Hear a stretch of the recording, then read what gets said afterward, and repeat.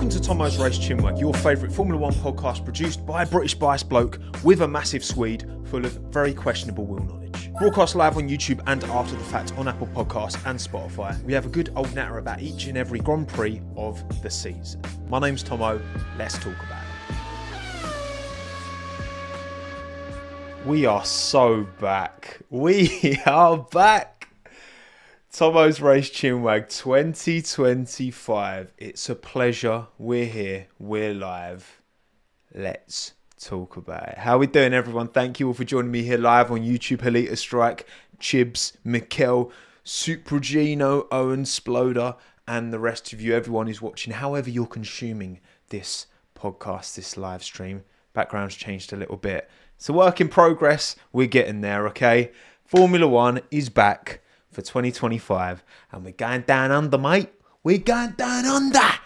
Can't bloody wait. I cannot wait. I'm so gassed. I'm so excited to get up at 4 a.m. Well, 5 minutes to 4. Maybe half 3. Try and see a bit of the pre-race build-up. We'll see what happens. Okay. I don't care that it's not built for our time zone. Right. We're very privileged in Europe to be on F1 time most of the time. So I'm not going to complain. And it's good to be back at Australia for a season opener as well. There's something about Melbourne. There's a vibe in Melbourne that I enjoy, that I like, that I'm happy to be back at. That's the wrong graphic. At Albert Park for round 1, Australia. Thank you, Wingcap. Appreciate the super chat. Did I cut my hair? I did. What do you mean? This is standard. This is the regular short-ish Tommo trim. Okay? Calm down. You were a minute. Josh, usually I'm the one who's a minute late, not you. So, no. If I was a minute late, fine, we'd restart. But no. Otherwise, no. Okay? It's good to be back. Sounds like I'm in Australia. Do you reckon, Gerard? Do you reckon it sounds like I'm in Australia? Well, look. Listen. I like the long one. No, I don't. Wing cap, the trim's got to go. Okay? It's got to be kept managed and controlled, okay, as the gradual recession, and you've been watching my channel for years, I'm sure some of you have, you will see the gradual, it's quite humbling in some ways, watching videos of yourself from years ago and just seeing the change in me since middle of 2019, since I started uploading F1 stuff. I've been making YouTube videos since before that, to be honest, but anyway, I digress. You're here to talk about Australia. I'm here to talk about Albert Park. I cannot wait to be back in the Southern Hemisphere. I'd love to go back one day. I've been to Australia a few times. I've been very fortunate. We'll get back. We'll get back there one day. And I know many of you are Australians. About 6% of you, maybe more than that actually, 7-8% of you watching on average are Australians. It's 3 a.m. in Melbourne, I think, right now. So you're probably not here live, but that's okay. All right, I apologise. All right, and if you are here, go to bed. You shouldn't be up at this kind of time. Right, let's talk about Albert Park, shall we? A little refresh. I did kind of spoil because I had the graphics loaded up in the wrong order. Obviously, a little bit of a difference this year in terms of. I'm not making too many changes to the CHINWAG. I feel like we've got a good thing going. We've got a good system in place. Albert Park. Let's have a little refresh of what this track looks like in Melbourne, Australia. Street circuit, a very green circuit, okay? It's one of those that, is only there for the Grand Prix weekend, really. Sometimes you get the V8 supercars now it's called, going around there, but that typically tends to be around this weekend. It's a very green street track, so it's not there all the time, which means it's going to take time. You're going to see a lot of progress in terms of, track development, in terms of rubber getting down on you're distracting me, love, yeah. On the asphalt, right? Bedding in, lot of track evolution going on. So expect, and if we do get rain, which there is talk of rain on Sunday, not Saturday, meant to be nice and warm up until Saturday. I mean, it will still be warm on Sunday, relatively speaking. It will just be wet and warm. Which is not the best kind. 58 laps of Albert Park. Albon can do 57 and pit on the last one. Maybe we'll try that again. Who knows, right? Sunday's going to be really interesting. If it does rain, again, a lot of sunshine, a lot of dryness going into Sunday. Then it's going to rain. That could really throw a couple of spanners in the works, and I'm absolutely here for it. Absolutely here for it. 3.3 miles, 5.3 kilometres, 16 corners. Albert Park. It's a decent track. You know what? I'm gonna start with the first. Oh, blimey! Since you know what? Since I last did a live stream, some of the back end has changed. What do we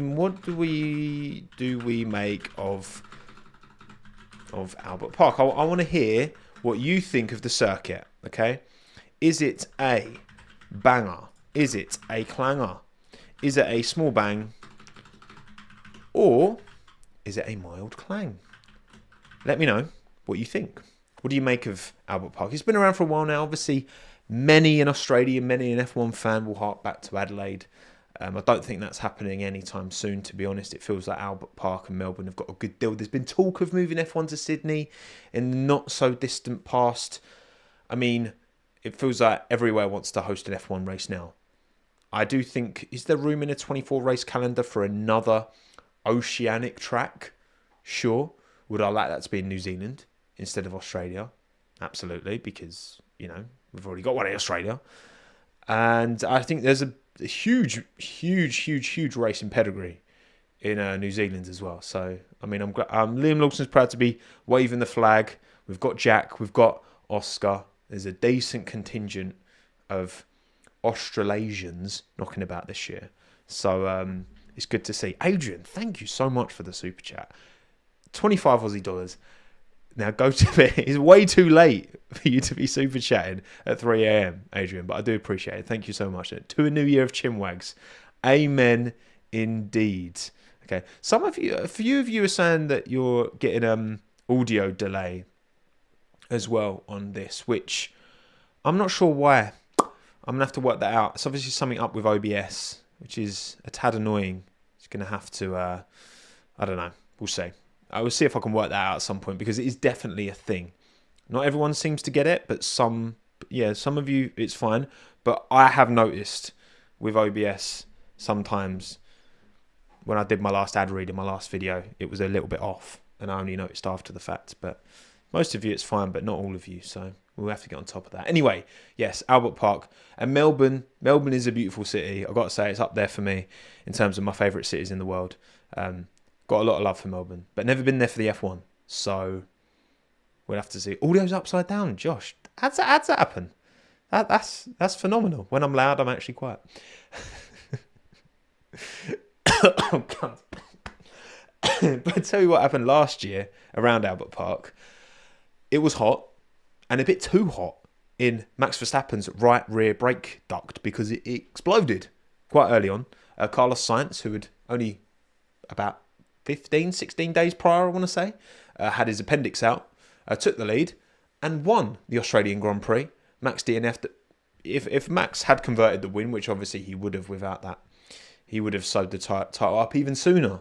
But that little smidgen of hope, you know, not quite optimising that early season dominance, and we'll kind of talk about that in a bit, right? Because Red Bull definitely, and Max definitely had the package to dominate at the start of last year, but then come Miami, things started to change. But Sainz took the win. What a man. And now he's in a Williams, which, look, I think, you know, it's going to be a tough adaptation for Carlos to kind of accept his new position. But it does seem Williams are at least at the front of the midfield. Seemingly, anyway. Williams to win every race. I wish, Isaac. That would be simply lovely. But yeah, last time out, Sainz took the win over Charles, over Lando, Max DNF. Again, that was a huge performance. That, just on a human level, for Sainz to achieve what he did in that race after having the surgery he had. I mean, you saw him walking in Saudi, like he just had major surgery. He looked like he'd just dropped a number 2 in his trousers and just walked in. Like, he was that, like, sensitive, and like, of course he was, you know. 2 weeks later, boom, wins in Australia. He cooked indeed. He did indeed. Will we get that kind of, look, I think with the rain does, the potential for rain, again, it's up at like 80-90% chance of rain, quite significant rain on Sunday as well. That really does almost like I'm looking at Saturday and Sunday very separately, right? Because in normal conditions, dry conditions, you got to think that the McLaren is going to be far and above beyond the rest. But we all saw what Max did in Brazil last year, okay? And I mean, look, Max is a freak in the rain, absolutely. There's other drivers who are very strong in the rain. I mean, Lando set a very strong qualifying lap in Brazil last year in the rain. But as in the chaos of a race, you've got to say that Max is going to, you think, right? If it does rain, it plays into the Dutchman's hands. Absolutely. When was our last wet season opener? Good question, Sploder. I do not know. I do not know. That is a very, very good question. Right, so driver standings after 0 of 24 rounds. I'm just doing this to show off the new colours, the new kind of updated graphics for this year. I like to update the graphics each year. I mean, this isn't the first time you're seeing these, right? I've kind of already used these in a way for some of the videos this year. But yeah, 20 drivers on the grid, 6 rookies kind of. They're not really counting Lawson as a rookie because he's had 11 Grand Prix, which is kind of fair. I think, I mean, look, rookie has certain connotations.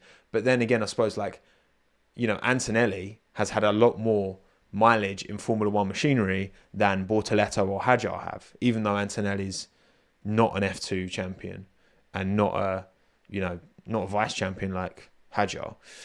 So I think that Wise Hamilton in red is going to get some use. It's going to take some getting used to. That's what I'm trying to say. Thank you, Unchained. I'm glad you like the graphics. Yeah, I try and mix it up each year. I always get a third of the way through the season. I'm like, I want to change it all, but consistency is key. Consistency is very important. So yeah, we've got Hadjar new, we've got Bortoleto new, Antonelli, Lawson kind of new, Behrman kind of new, and who else am I missing? I've said Hadjar, I've said Behrman. Oh, Doohan as well. Jack Doohan. They had Colapinto doing the sim laps. I saw Alpine posted some content from Australia. Look, listen, I just hope Jack gets a fair crack at it. We've said this a million times over, and we'll see what happens at Alpine, because I hope Jack does well, especially his home Grand Prix as well. Jack Dawson? Jack Dawson. Who's that? Who's Jack Dawson? I don't know anyone called Jack Dawson. I just said Jack Dawson. I think Liam Lawson, Jack Doohan. Am I doing fantasy this year? No shot, Edward, no. I'm not doing F1 fantasy because I always try. Is that Titanic? Right, I've not watched Titanic since I was a child. Oh, brilliant. Yeah, I'm F1 fantasy. I always do like 4 races and then I miss it once and then it annoys me, and because I end up doing badly, and I'm so sorry. I'm not committing to something I know I can't deliver on. Okay, I'm not even going to try it. So driver standings are as follows. So everyone is as equal as anyone to win. And then Rebel Racing, McLaren, blah, blah, blah. All the different colours, lovely. Simply lovely, happy days. Right, okay. Bangers and clangers. Predictions. That's why you're really here, okay? Who are my predicted best, predicted worst race winner? Who's going to bang, who's going to clang most this year? Also, what's the poll saying? What did we make of Albert Park? 36% banger, 54% small bang. That's definitely gone up. That's definitely gone up over the years. So essentially, 90% of you have positive sentiment towards Albert Park. And I feel like it wasn't always that way. I feel like, when I was rating Albert Park early doors on this channel, I don't think it'd get anywhere near 90% positive sentiment. But I like it. It's decent. So, who do I think is going to win the Australian Grand Prix?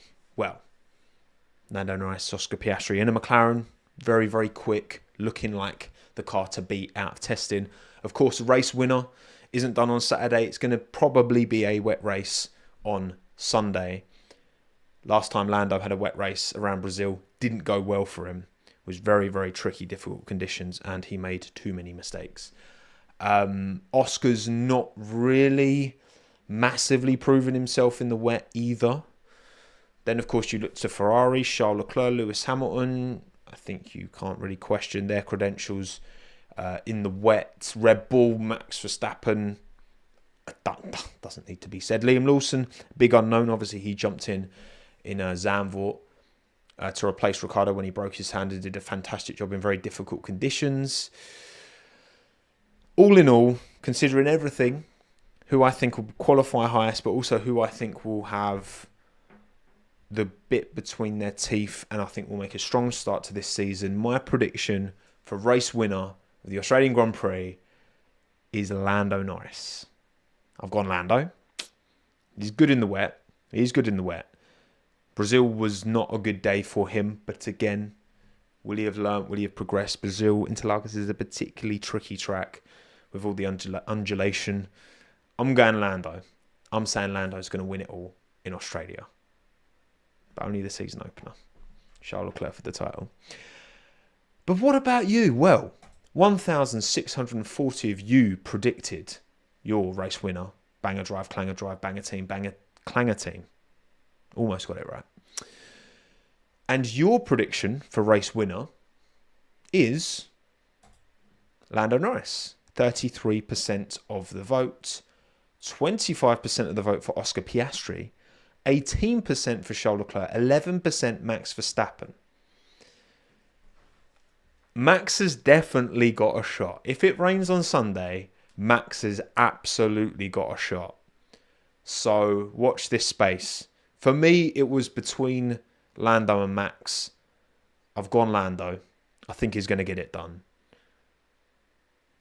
But you never know. This Red Bull, you got to think it probably, if you had to put money on it, it's more likely to come alive, that car, after the flexi-wing restriction. Right, it's pulled back a bit after round 9 Barcelona. McLaren have to make haste. They have to deliver, capitalise on this opportunity they have where they do have seemingly the best overall package. So let's see. But we've both said Lando, you and I. Right, banger drive. Who do I think is going to be the best of... Do I need to tell you who I've put for this? It's Alex Albon. Of course it is. Williams have turned over a page. What are you going to say, chat? Williams, best of the rest. Albon, used to that car, has driven very, very well in Australia in the past. Not so much last year because he crashed. But it was good until then. The year before that, then he did the whole pitting right at the end and driving well. Listen. Call it bias all you like, okay? We've not got much to go on, okay? So I'm going Alex, all right? I'm backing the boy, okay? The pressure from science is going to invigorate him. It's going to bring the best out of Alex, and he's going to have a fantastic Australian Grand Prix. He's going to be comfortably in the points, is my prediction. Maybe not top 5. I'd say like a P7. Maybe even a 6. P6? Why not? Let's have some fun here. P6, Alex Albon, okay? Look, listen. You miss 100% of shots you don't take. And so I'm taking the shot, okay? I'm taking the shot. So Alex Albon is my banger driver for this weekend. But what about you? Science P6. Nah, that's Albon's position, racing statistics, okay? Your banger driver is Carlos Sainz. 16% of the vote for Vamos. I really want to see him do it. I do. Like, honestly, Williams. It's funny because when Sargent joined Williams, I remember saying like, I'm going to be all in on Williams now because I was really rooting for Sargent in F2, and he got the seat, and I'm like, right, it's my favourite driver alongside the guy I've been rooting for in F2. So I'm going to really, really love this team. And I just feel like over time, I've just like, Sainz is a driver that is just each season, as each season goes by, he moves up my pecking order of like my favourites. So now for me, it's like Albon's my favourite, obviously. Then behind Alex, because I remember like when I first started the channel, it was like Albon, obviously, Norris, Gasly, One of those guys, probably the ones that kind of stood out to me most. Ricardo as well. And Albon wasn't even top of that. It was just like a group of drivers that I really liked. And then over time, obviously it changes and drivers come and go and whatever. I just feel like now, Albon's my favourite.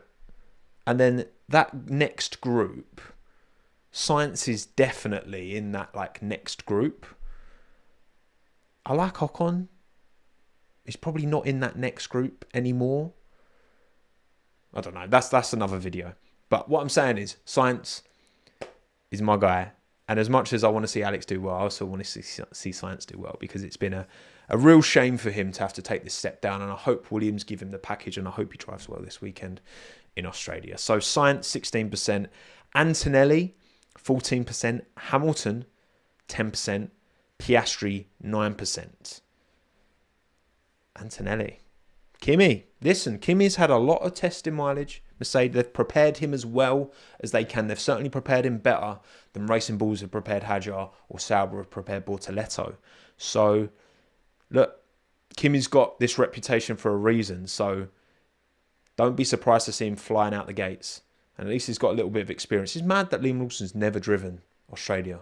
That is crazy, okay? That is crazy to me. David, is Lando good in the wet? Russia 21. Yeah, but okay, so just quick sidetrack, David. I guess you're saying that Lando's not good in the wet, and your example is Russia 21. But he was the one who got himself to that position. You can't okay, yes, he cots up, but also that was more of a, I don't know, McLaren were just as culpable in that as far as I'm concerned, because they just didn't give him clear. Look at the communication between Mercedes and Hamilton. That kind of communication is what McLaren and Lando needed. But Lando's the one who got himself to that position in the first place to be leading that race, by the way. But anyway. Right. I keep getting sidetracked, but that's what we're live. We do this live, and that's the kind of chaos you're signing up for on Thomas Race Chinwag. Right. Clanger driver. Who's going to have a stinker? Well, look, for me, I'm very little to go on, okay? Very little to go on. I think there was a driver I was looking at in testing who, body language-wise, didn't seem very happy. And I think things haven't played out the way that they were hoping. And they're going for a long-term gamble, but ultimately they have taken a step down in their team. And I can see this being a difficult season for them. I've gone with Nico Hülkenberg in the Sauber. Again, not much to go on. Hülkenberg was one of the top drivers last year, if you ask me. Certainly top of the non-top teams. I think it's going to be a difficult adjustment for Hülkenberg, because he was in a decent Haas by the end of the year, and this Sauber seems to stink. So we'll see. This is nothing personal against you, Nico. I just think it's going to be a tricky weekend and a tricky start to his time at Sauber, and that Audi takeover can't come any sooner, right? So I've gone Nico Hülkenberg. You've gone for Lance Stroll. Shock. 25% of the vote. Isaac Hadjar, 14%. Jack Doohan, 8%. Liam Lawson, 8%. So Stroll and the rookies, basically. Obviously Lawson's never driven around Albert Park, so that's going to go against him. Doohan's had good mileage in Alpine, obviously. Abu Dhabi didn't set the world alight, but then that wasn't what he was asked to do. And surely you can't expect him to, if he crashes in Abu Dhabi, then just imagine how on thin ice he'd be right now compared to how he actually is with Colapinto. And then Hadjar's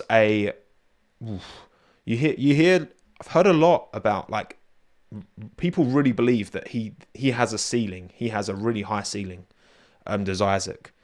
It's just how long do the team give him? How long does it take for him to reach that? And how much does his erratic behaviour sometimes get in the way? Because we have seen that rear its head in junior formulas and certainly not help him.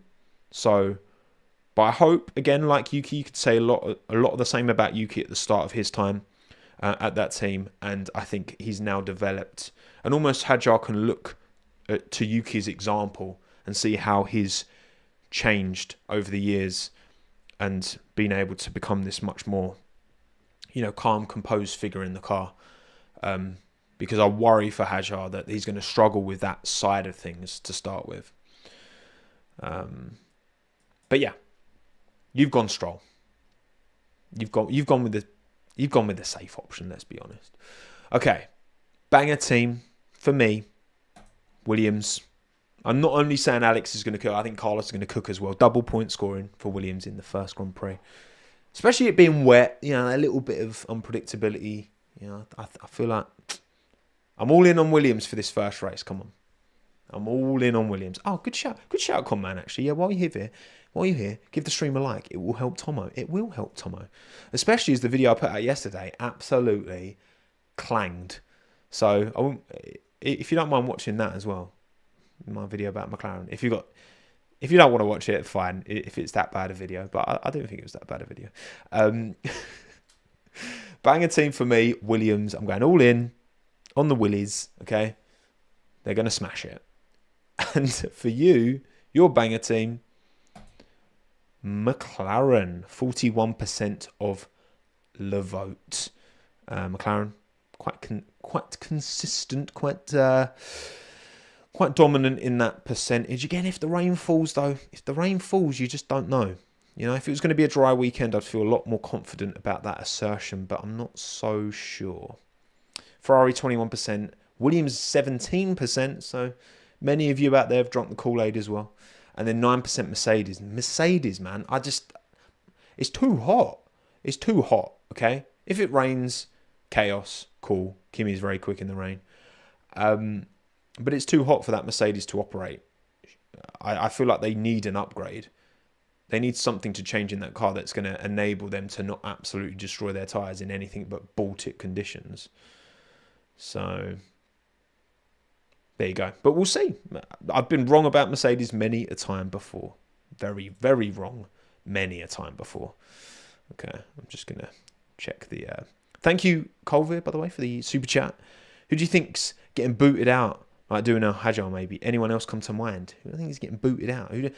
Anyone's not going to make the end of the season. Look, I think Doohan and Hadjar obviously have the most clear paths to leaving their seats, sadly for them, with obviously Colapinto and Lindblad respectively, because Arvid's already got the super license points, and if Arvid has a strong start, but then again, and there has been talk from Honda that they're not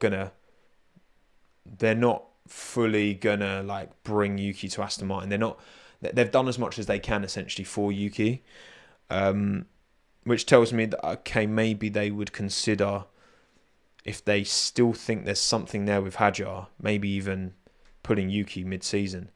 I mean, it's mad because I've heard, I've not seen it reported anywhere, but I've heard from decent sources that Komatsu wanted Sonoda at Haas, and then Red Bull vetoed it. And if that is true, I don't know if that's true, but that's what I've heard. Mad, like to not allow Yuki to potentially go down that route, but then you're in a position where, hang on, well, he can't stay there forever. Like that team is not his future. So yeah, it's a tough situation for Yuki. I don't really know what his next best step. So obviously he's got new management now. So hopefully he finds a long-term home somewhere, but it doesn't feel like it's going to be maybe even part of either Aston Martin or the Red Bull family. So to answer your question, Colville, no one else comes to mind, to be honest, apart from them two, apart from doing all in blood. But we'll see. We shall see, won't we? Right, I'm going to close the poll as we go on to the final category, which is Clanger Team. And for me, Clanger Team, Sauber. It's going to be a difficult weekend for Nico. They do seem to still be the slow. At the end of last year, I don't think they were the slowest car because they found something with that Vegas upgrade. But then, obviously, other teams have been able to outdevelop them over the winter break, and now that's left them once again behind. It's going to be difficult for Bortoleto, as again, minimal track time that Bortoleto and Hajar have both had. Hulkenberg's experience is going to help him here. It's just going to be, I think it's going to be a difficult transition for Nico, going from where he was to kind of where he is. Yuki to Cadillac does maybe see that that's the way forward for him. Time will tell. But yeah, I'm going Sauber. I'm going Sauber Clanger, which again probably a safe bet, but we'll see. And you've gone Aston Martin. Aston Martin just... The thing is that obviously Newey started now, but it doesn't really make any sense. This whole Aston Martin project is about the long game. Building this new facility, getting Honda on board, getting really tight with Aramco and Valvoline to develop new fuels and lubricants for the new engines. Like, this is all about 26. So to move even 1% of Adrian Newey's focus away from 26 to try and help this 25 car, I just don't think that makes any sense, really. Like, you get more ATR the lower you finish. Like, if any team is gonna, just harpoon their season into the side of a mountain to get the maximum ATR for next year, to really try and, 26 is Alonso's year. All right, it has to be. It has to be Alonso's year, 26. Like, almost, if anything, it's like, if I was Fernando Alonso, I would arguably want Aston Martin to just do the bare minimum this year. Even if you're last, just bounce back and just win it all in 26. It will be worth it. Like, I don't know. That's what I would say if I was Fernando. That's what I think anyway. What do you actually? So let's do a poll for this. If you were Fernando, what would you want AM to do? So completely sacrifice 25 for 26. Kinda sacrifice it.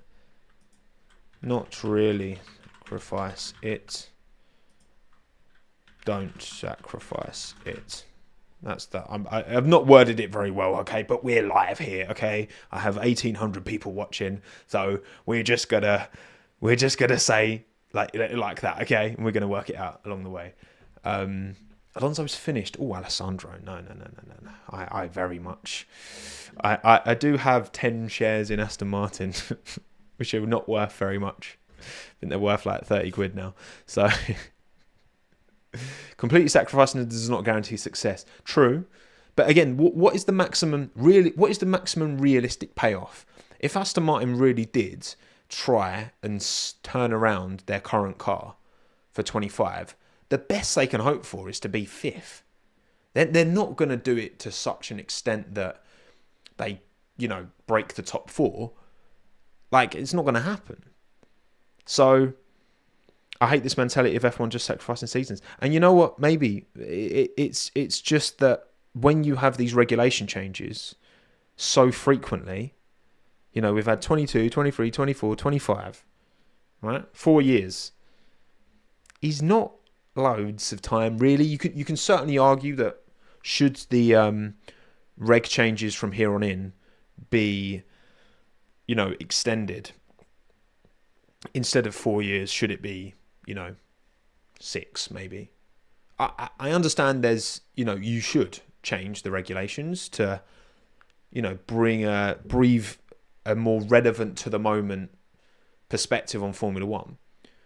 But 4 years doesn't give it enough time for that accordion, which initially has the teams who smashed it and the teams who really buggered it up, that accordion to close up, right? And it feels like we've got it really close now, and then it's going to go boom again as it becomes an engine formula in 26.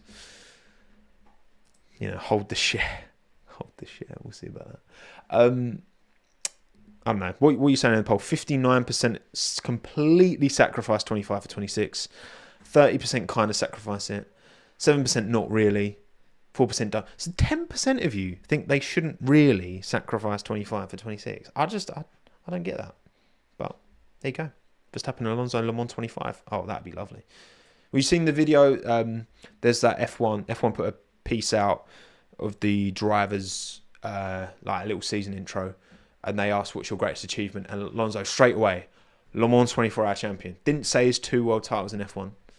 Le Mans 24. It's like fair play, Fernando. Fair play.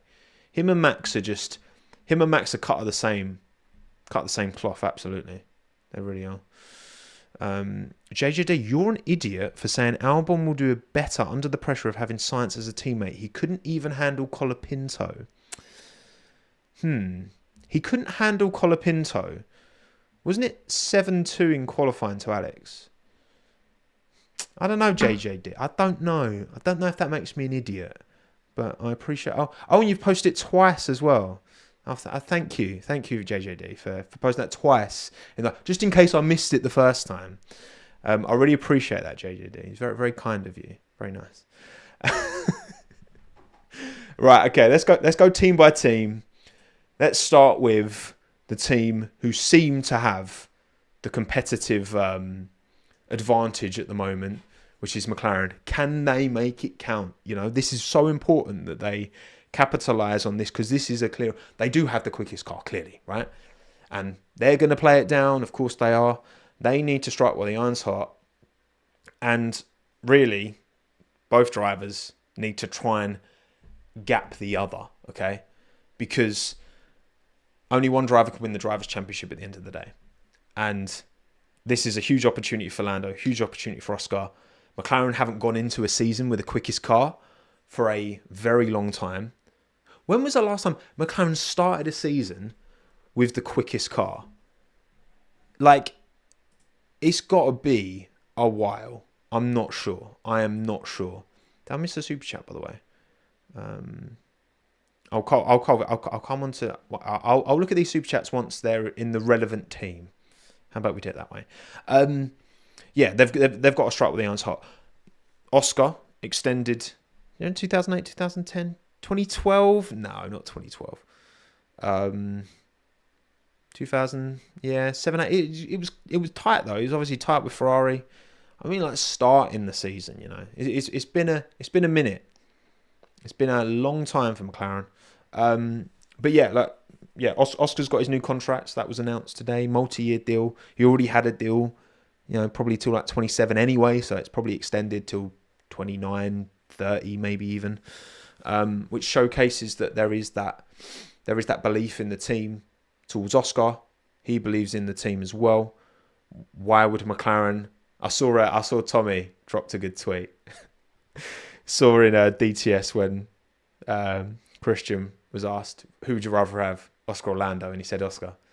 So Zach Brown just immediately slaps that contract in front of Oscar Piastri. No, don't touch him, Christian. He's mine, all right? And look, I think that speaks volumes. I think that speaks volumes of what they see in Oscar. You got to remember that, Andrea Stella, he's worked with the greats, right? Over the years, he's worked with so many top drivers. Fernando, Michael are the two biggest examples of that. So I don't think Andrea Stella would be interested in locking down Piastri for the long term if he didn't believe that he has the minerals to be that guy. And Oscar's, he's got a lot of potential. Is he there yet? No. Will he definitely be there? No. There's no guarantees of anything. But that does say a lot. But yeah, look, we'll see. We'll see how McLaren hit the ground running. They do have the best car. It's not a massive accordion, but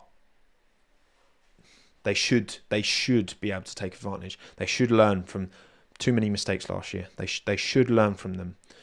If they don't, then it's absolutely firmly 100% on them. So we'll see how that goes. Ferrari, disappointing test in some ways. Look, I just think part of it is as well, the point of a test is to test, okay? It's to try things, and sometimes things work and sometimes things don't. Lewis lost a lot of time on the last day, but, you know, when you see a team like McLaren have a very seamless test, then it does then maybe highlight problems at other teams that wouldn't otherwise be highlighted. So I'm still backing my Charles Leclerc season prediction. I'm still backing it. But time will tell. Like, I hope that they can give Lewis and Charles the car, because I think honestly there's so many like really interesting, really compelling narratives. Like, I can get excited about any one of these drivers in the top 4 teams winning a title, right? Because like, if it was George, no one would expect it. And I've seen your super chat, Colvin. An interesting question here: who gets a title first, Leclerc or Russell? And I think most of that question relies on the car. However, I do think Leclerc is better than Russell. He's more complete than Russell, but not by much. Russell is very, very good, and he's proven me wrong, and he's improved a lot, I think. But yeah, you know, George, if he won it this year, that would just be out of nowhere, and that would be super shocking and really interesting from that point of view. Obviously, Lewis winning an 8th at Ferrari, that story narrative goes without saying. Leclerc winning his first, who I think really does deserve. I think if Charles was born of a different generation, he'd already have multiple world titles.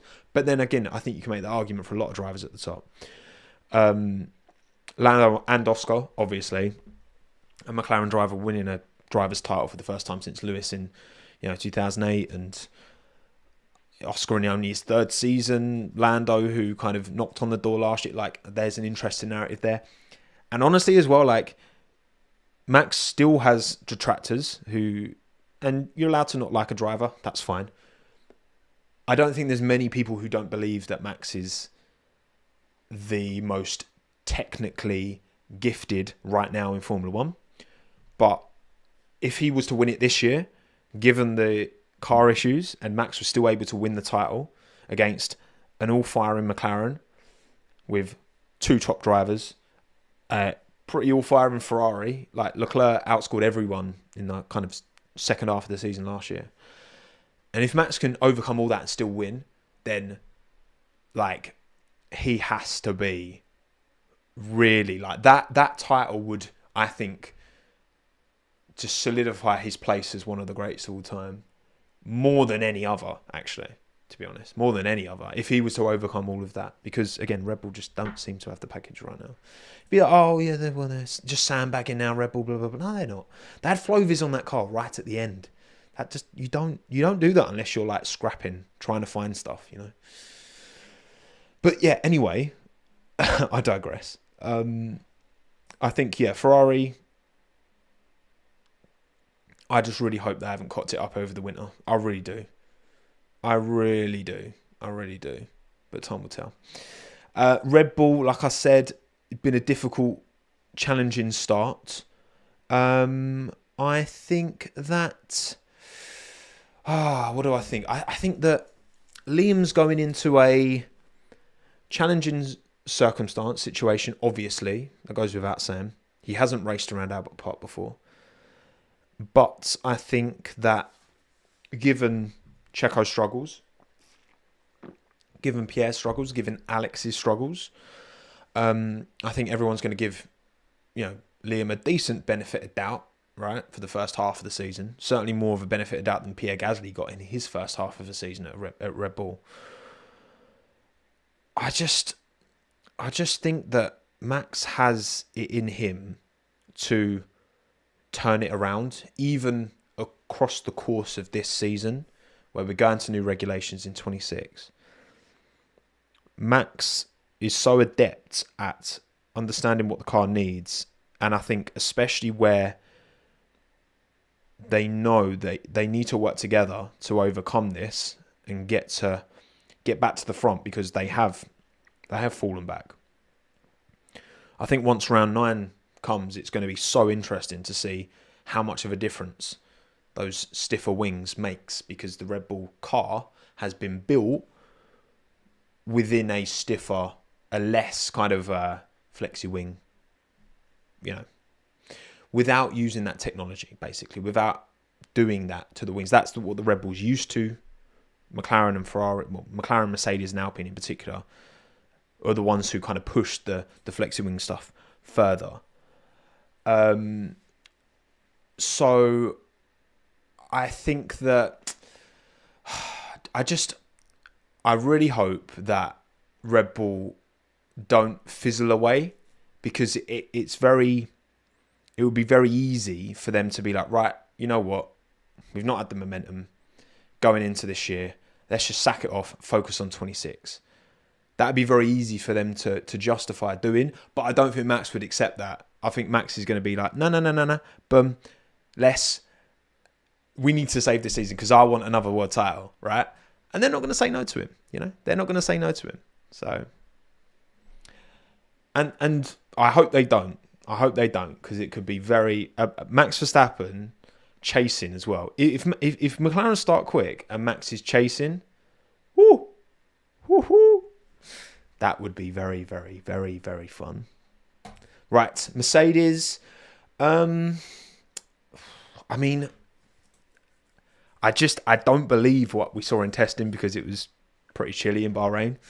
So I'm not gonna sit here and be like, yeah, they look like this, you know, quicker than the Ferrari, because I just don't believe it. But then, you know, there's been so many false storms with Mercedes. Just kind of a bit traumatized from from all of these tires. You'd be like, oh, they've turned the corner. Oh, no. Oh, no. Yeah. Stop, Mercedes. Stop giving false hope, right? Because I do think George has got the minerals. I really do. Like, I think he's there now, you know? Yes, he kind of makes mistakes, but I feel like he kind of ironed that out last year. And I know Drive to Survive kind of painted a very, you know, they were like, oh, George did this, took the ball by the horns at the team and won in Spa. Got disqualified. They didn't mention that bit. I guess I kind of get it, because that obviously the story that they were telling in DTS is that George kind of, can he step up and lead the team? And certainly him making his own call on strategy is an example of that. But they could have just mentioned at the end, oh, we got disqualified, lol. Like, they could have done that, but they didn't. Either way, I think Antonelli, if you've looked at his junior career, it's stellar. It really is. It's stellar, no Andres. Like, it's impeccable. There's a lot of belief in him for a very, very good reason. And there were some very, very impressive F2 races last year. Was it Silverstone in the rain, where he was just very, like, very good. Very good. Like, excellent. So, I just think that, you know what, like, maybe Antonelli could win. If any rookie's going to win a race, I think Antonelli's... I'd probably say Antonelli over Lawson, to be honest. Was it Spa? There we go. Yeah, it was... Antonelli's got something. It's going to take time. He's going to make mistakes. Of course he is. It's all part of the learning process. But Toto has banked on him big time for a reason. Again, I think if Antonelli wasn't a factor, he probably would have given Lewis the contract that ultimately he wanted, a longer contract. But Toto wanted to keep his options open because he saw how good, how talented this kid was. Time will tell. Time will tell again. We've got a very, very strong generation coming through. You look at Antonelli, you look at Behrman, you look at Bortoletto. You know, these are guys who, you know, straight away, boom. Straight out the gates. Bosh. Quick. But we'll see. We'll see. I keep saying that after every single one. We will see. Because we will. Because we don't have anything to go on apart from testing right now. But I'm still managed to find a way to babble on for 50 minutes. Aston Martin.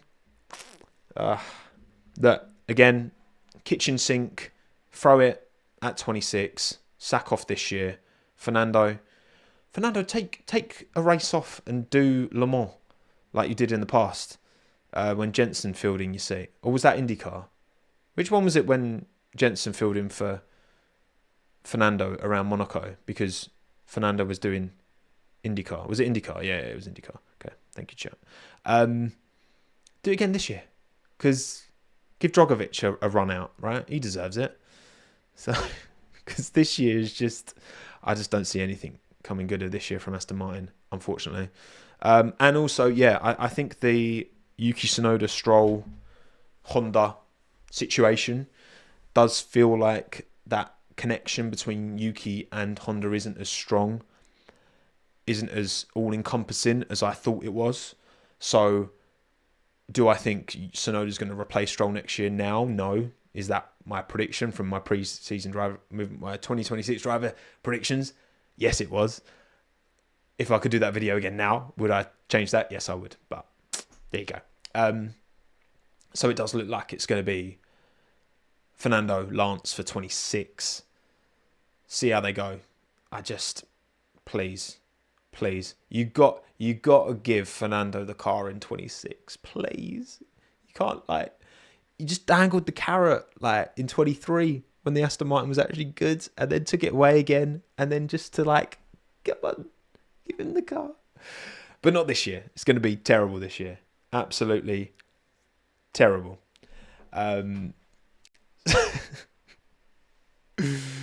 Right, Alpine F1 team, Bosch. Right. You know what? Again, I think David Sanchez has worked wonders.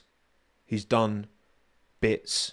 I think he's really helped turn that team around. I think that Enstone team is good. It's just upper management. Just, I don't know, man.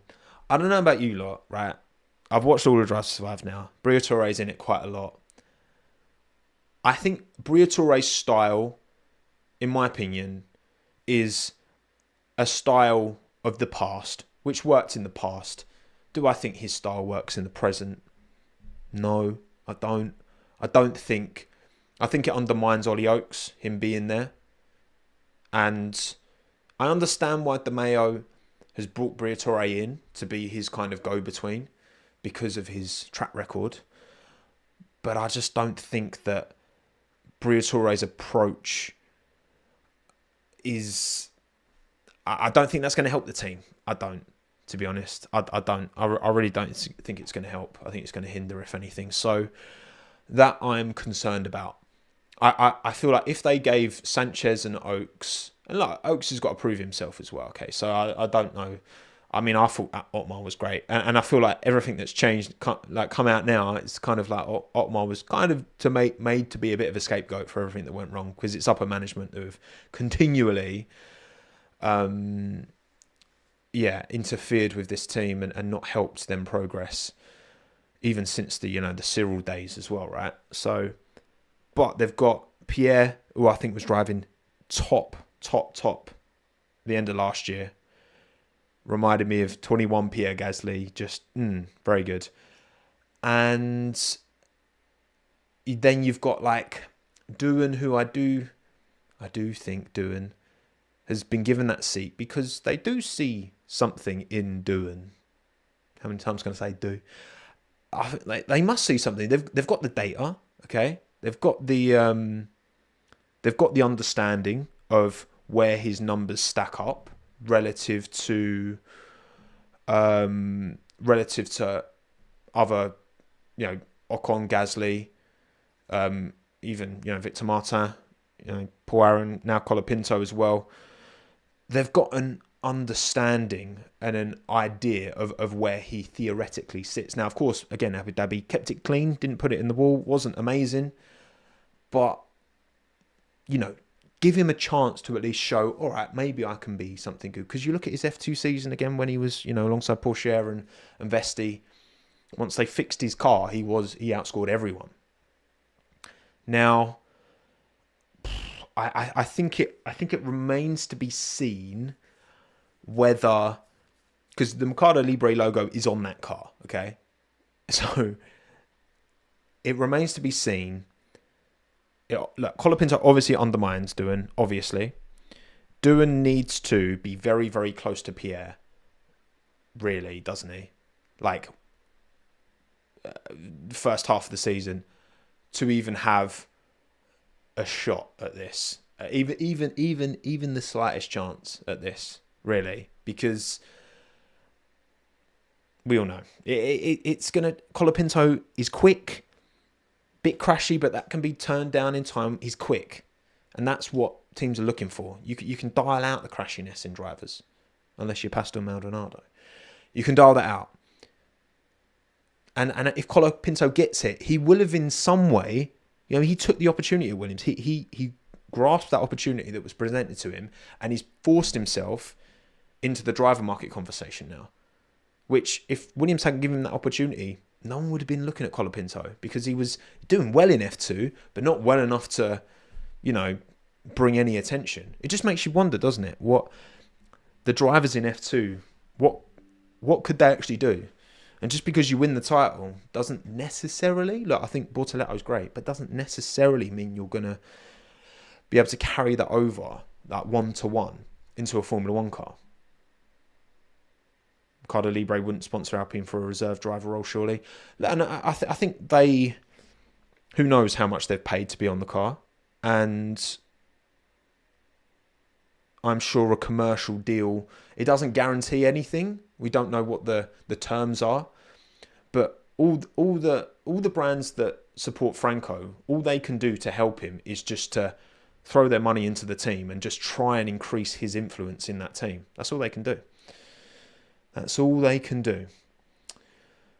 But good luck, Alpine. I've always had a soft spot. Always had a soft spot for Alpine. I really do. I really have done. Right, Haas. With the terrible nose, I still don't like it. I think that wasn't all in a sponsor for Kubica as a reserve driver. They were. They were indeed. Haas.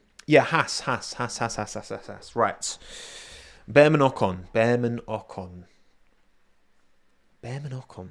That was interesting, Drive to Survive spoilers. And that kind of one of the Haas employees was asking Komatsu, like, is Ocon really the right driver for us? Almost sounding a little bit unsure. And I think, I don't think that opinion is particularly uncommon. I think Ocon has been a driver who has cultivated a reputation that isn't great for himself. So I hope this works out for him. I hope it works out for Ollie. Of course, I've got my bias towards Ollie. I think that Komatsu has got that team working very efficiently, but I think Gene Haas will not bankroll this team to be able to get anywhere near the top, okay? Because even with the cost cap, you need facilities, and, Haas is spread all over the place, right? Especially now, increasing relationship with Toyota. I would like to see Toyota continue to up their game with this team and maybe take over a naming rights deal next year.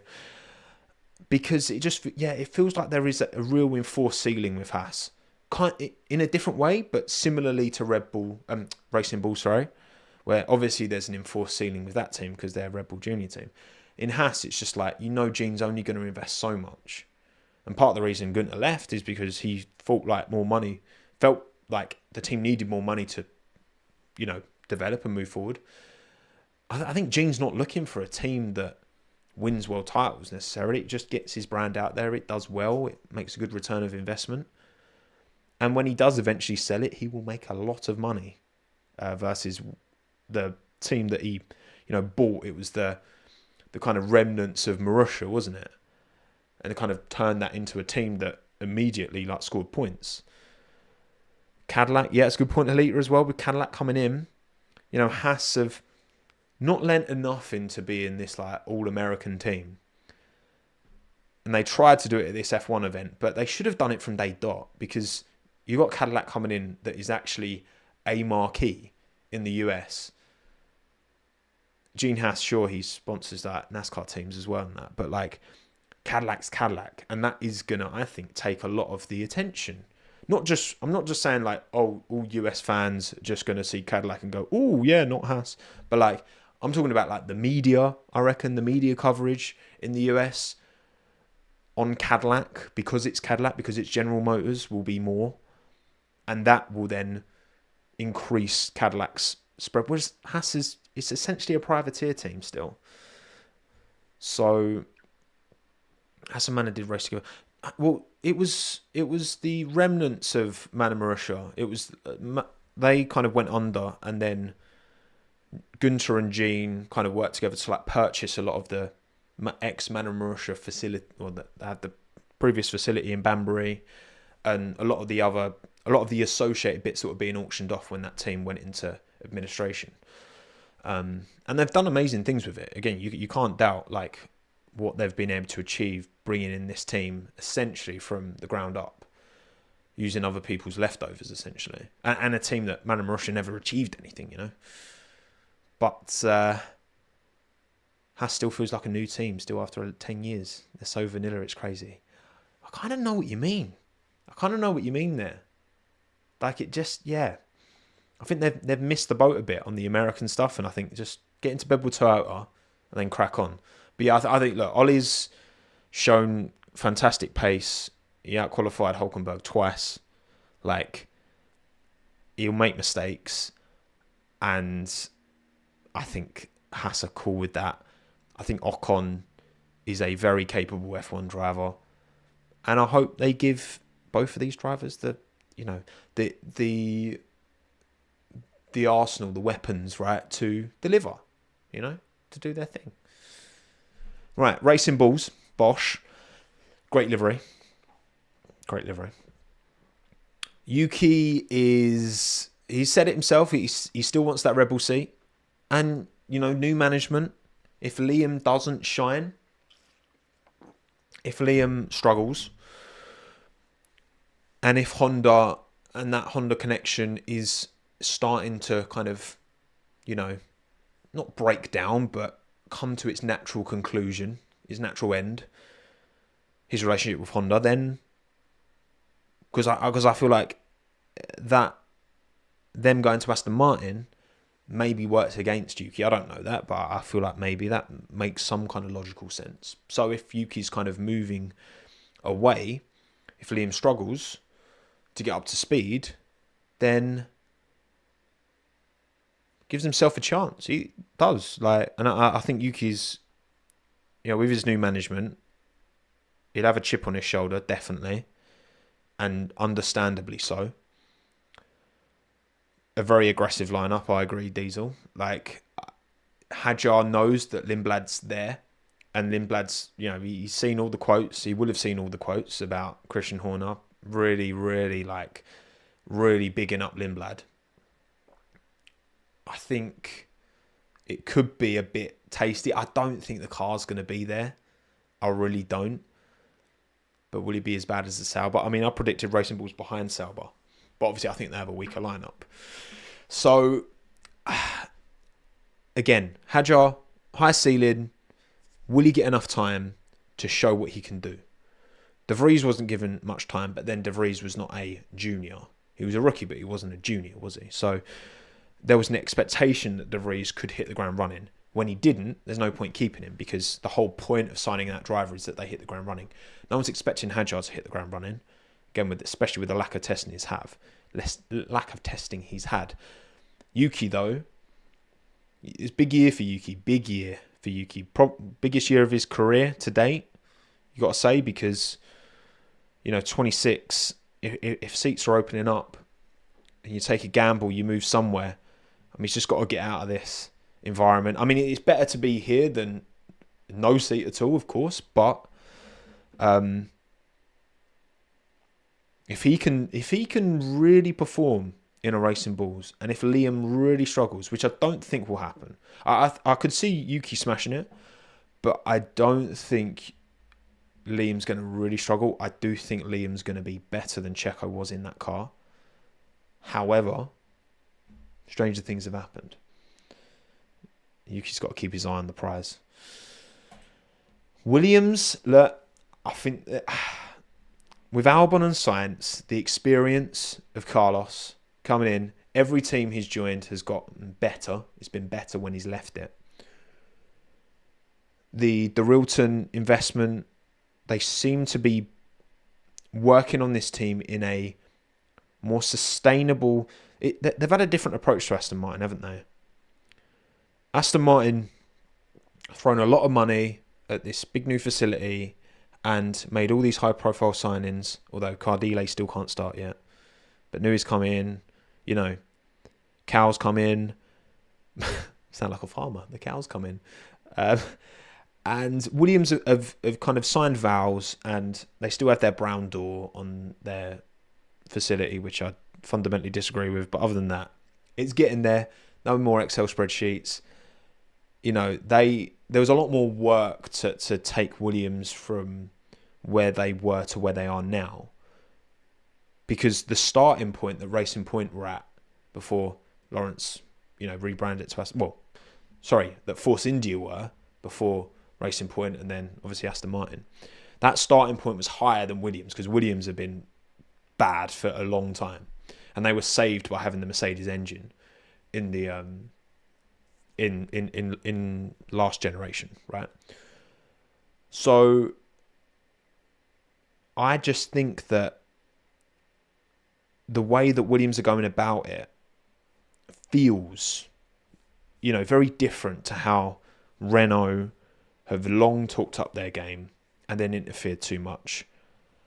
That's what I'm concerned about. Almost a similar kind of thing at Aston Martin, where all these top earners, these like pressure from Lawrence, ends up being its own undoing.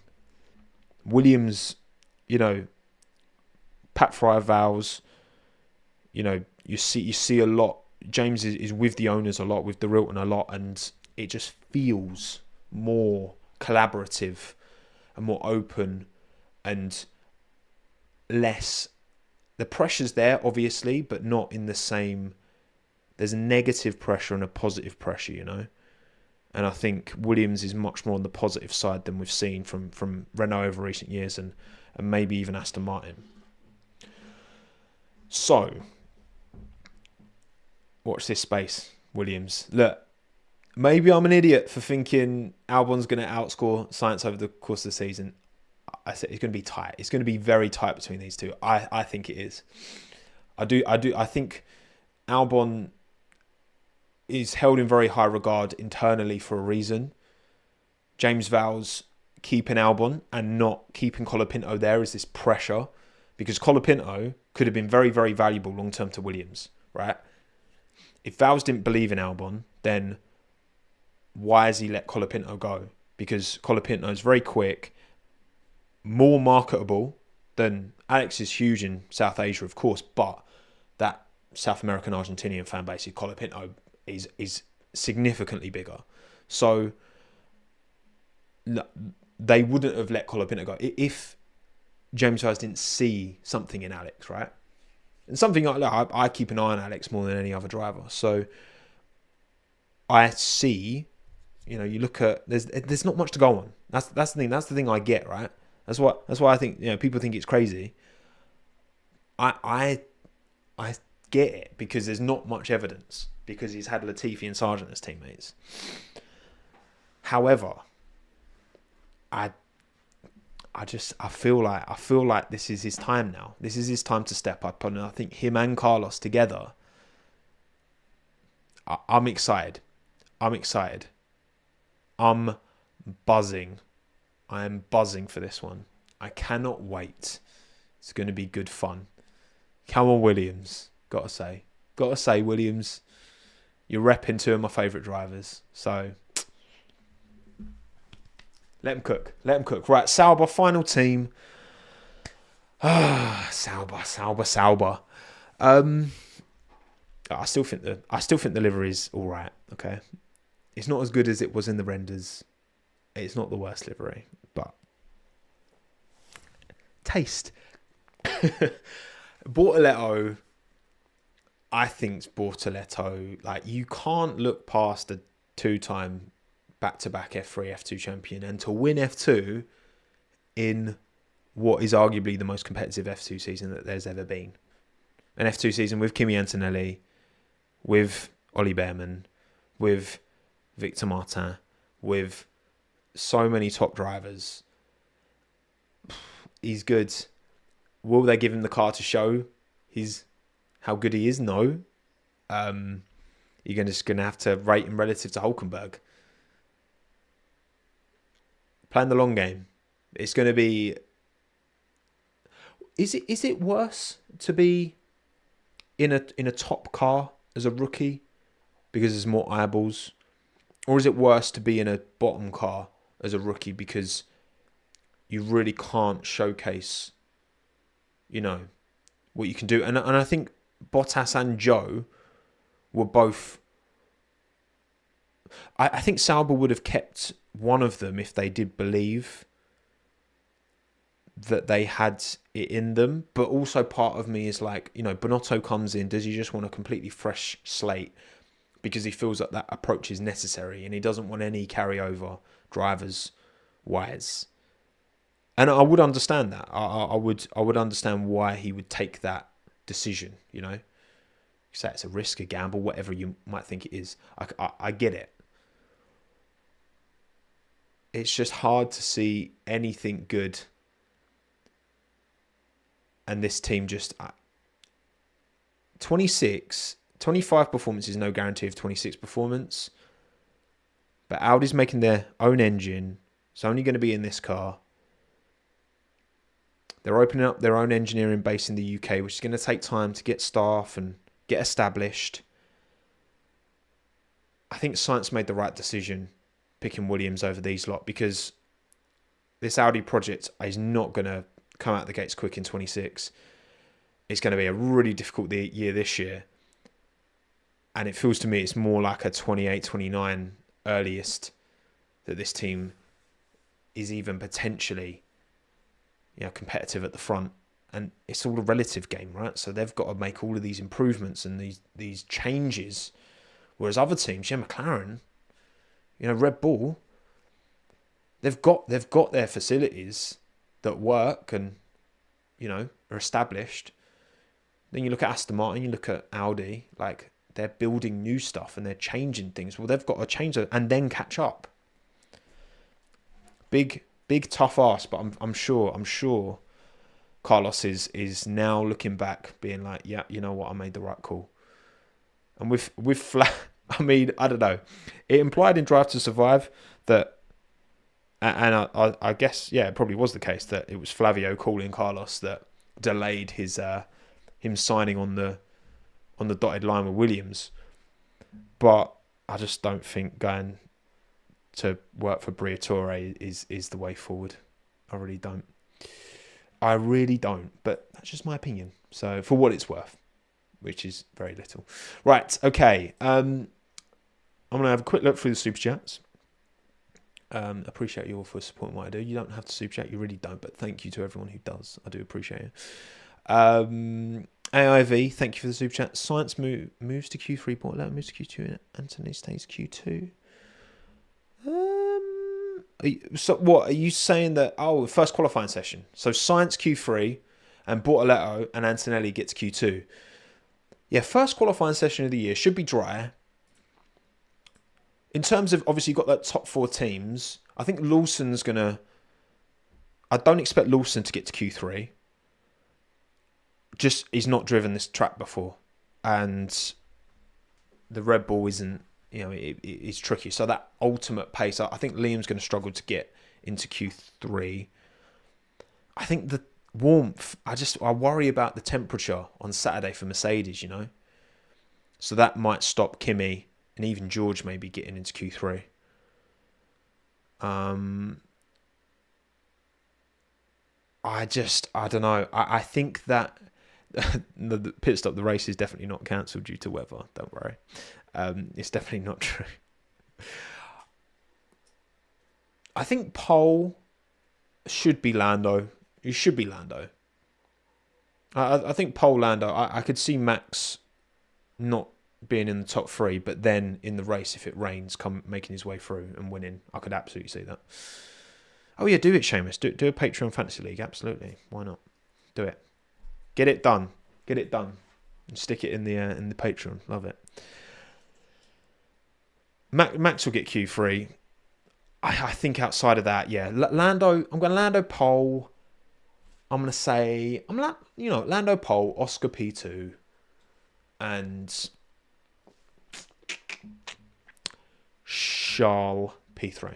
That's my qualifying prediction for the Australian Grand Prix. Right, I'm going to wrap it up there because I've been waffling for way too long. So thank you to everyone who stuck around.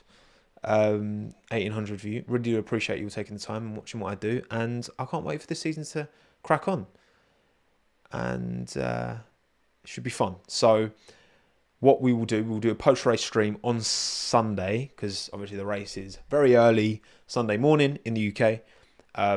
So probably, I don't know, maybe I'll get a bit of sleep in and then I'll do it midday, or I'm not sure exactly how I'm going to do it. But on Sunday, post-race CHINWAG, make sure you're here live on the Tommo YouTube channel, or listen to this after the fact on Apple Podcast, Spotify, whatever. And then I'll do a post-race video about something that's happened, the most interesting thing that's happened, learning from the Australian Grand Prix. And that will be a video that will probably go out on Monday, Tuesday. We'll see. So, yeah, we're done. Bosh. Thank you all. Appreciate you all taking the time. My name's Tommo. Thanks again. Have a good one. Ta-da.